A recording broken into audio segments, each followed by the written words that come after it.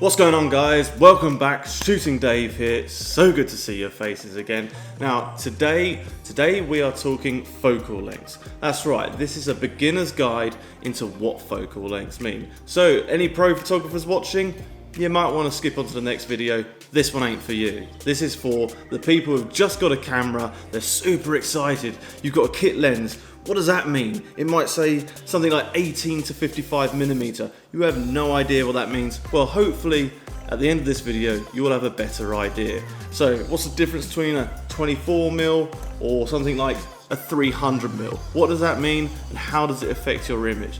That's what I want to explain to you today. And so what I'm going to do is I'm going to take a couple of photos on my camera and show you how it affects what you can see and the background blur as well. I'm also going to put a little GoPro on top of the camera so you can actually see how physically close or far away I am to the subject, and that way you'll get an understanding of what focal length does. So for something like a 24mm where I'll be pretty close to the subject compared to something like a 300mm where I'll be much further away. So hopefully that'll give you a little guide. So I'm going to take some photos now and show you the differences of what they make. And so you'll see a bit of onboard from the GoPro and then an image with a little label letting you know which lens was used.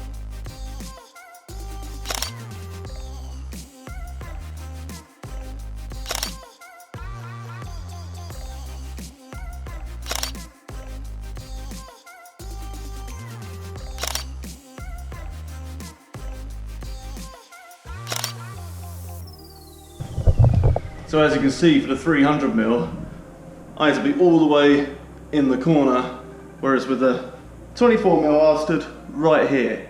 So as you can see from the test images, wider lenses such as a 24mm get much more of the background involved with your subject. Longer lenses such as a 300mm compress the background much more, rendering it slightly out of focus, but you don't see as much of the background. So which one is right for you? Well, say go back to your kit lens, your 18 to 55mm. If you're already at 18 and you can't get enough of the background in, then you want a wider lens. So you want to look for a lens that has a lower focal length than your 18mm that you have. Maybe something like a 10mm, that would help. Well, what about the other end of the spectrum? You're already zoomed in to 55mm, but you're not close enough. You gotta get there. There's no way you can get there with 55. You can't physically move further. You need a longer focal length. So as long as the number is higher than 55, something like 135mm, 300mm, 70 to 200, as long as the focal length is higher than what you currently got, that means you can be further away from the subject and photograph things further away from you. So basically, what I'm trying to say is, smaller number, wider. Longer number, closer. That's all you need to remember. So there's no real complication to focal lengths. It's a linear scale. The shorter the number, the wider it is. The longer the number, the narrower it is.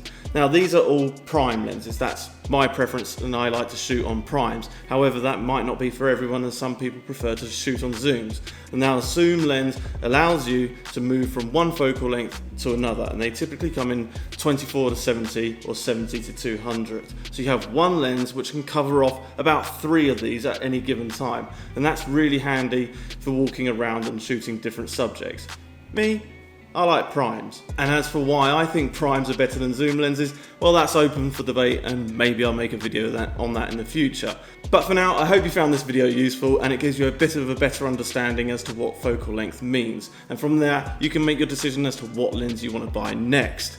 Anyway guys, if you like this video, give it a thumbs up. If you've got any questions, please drop me one down in the comments. And if you haven't already, do subscribe, it really means a lot. Anyway, I'll see you guys in the next one.